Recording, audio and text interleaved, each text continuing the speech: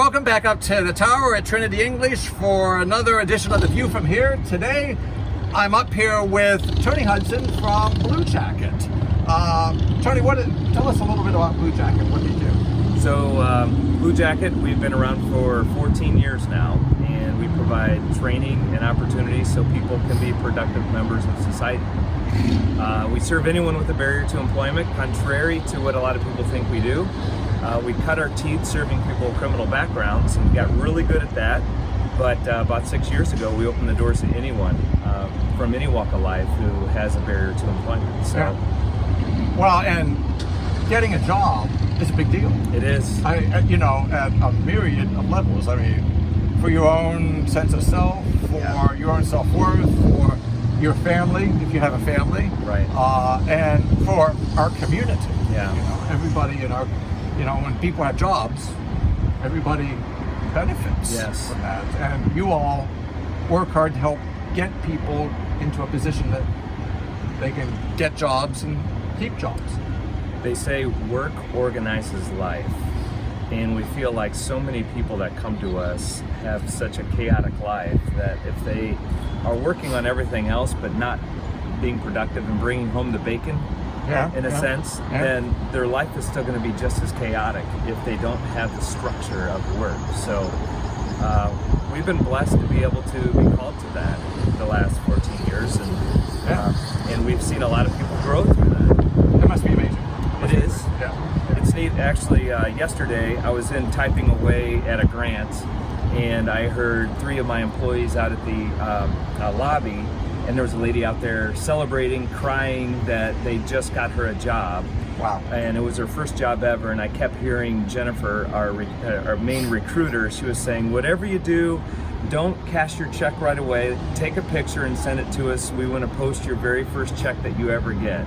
So that's been happening more often than not, people getting their very first jobs through us, which is pretty awesome. That's I don't know if you're watching, if you remember your first job, but what a great, that's a great thing. Yeah.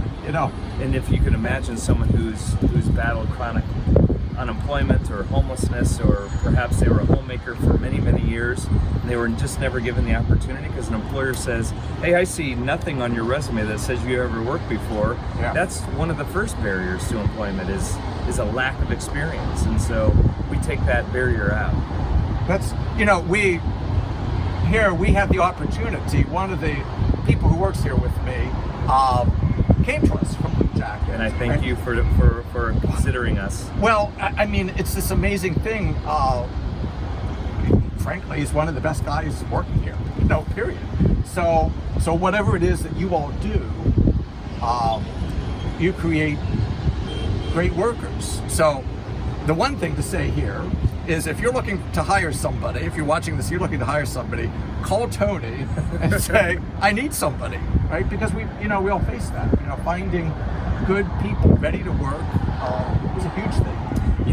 I would say the person that you hired, he's a shining light for a number of people. Yeah. And I hear that some of the younger employees look up to him, and he kind of models being a self-starter. He initiates. This is what I heard before you and I had an opportunity to walk up those 3,000 steps to get up here.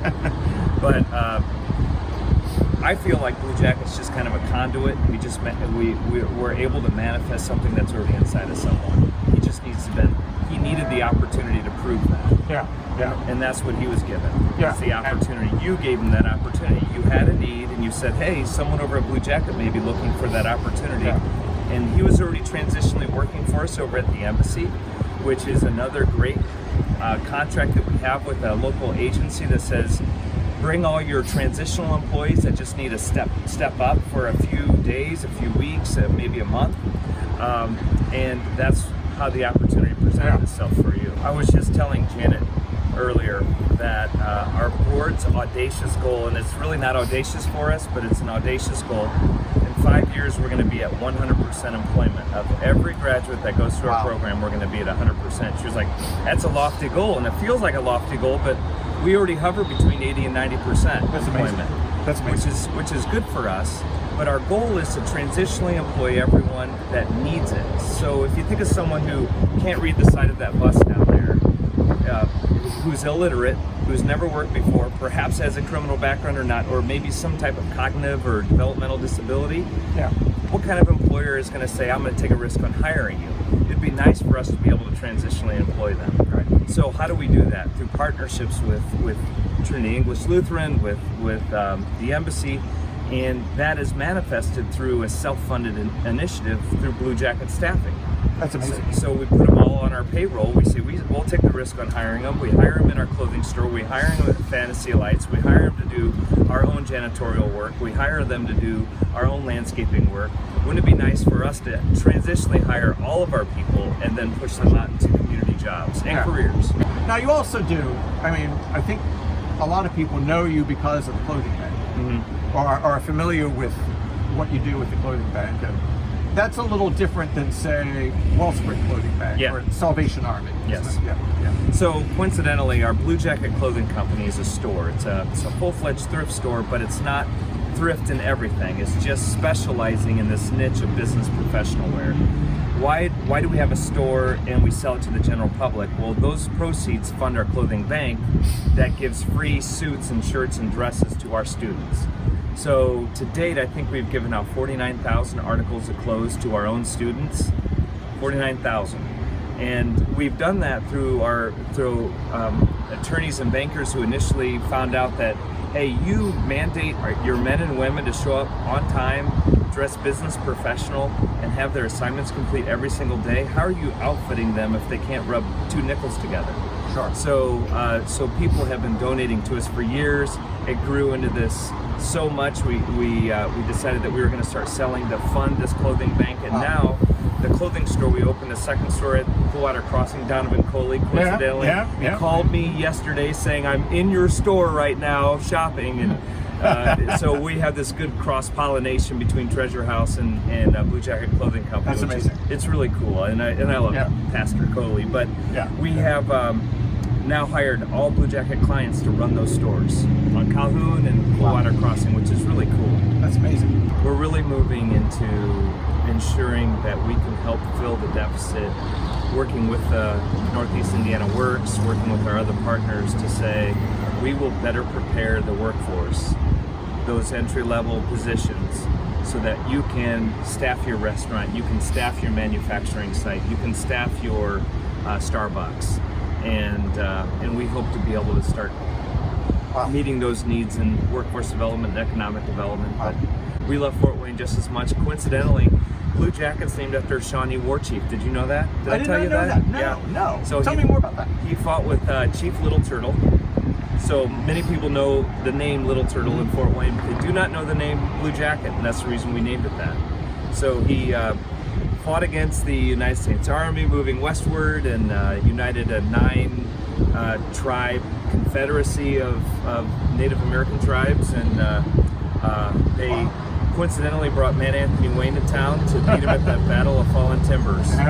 So I always tell people, without Blue Jacket there'd be no Fort Wayne, and a lot of people think I'm talking about the nonprofit. I'm not. I'm talking about the Shawnee War Chief.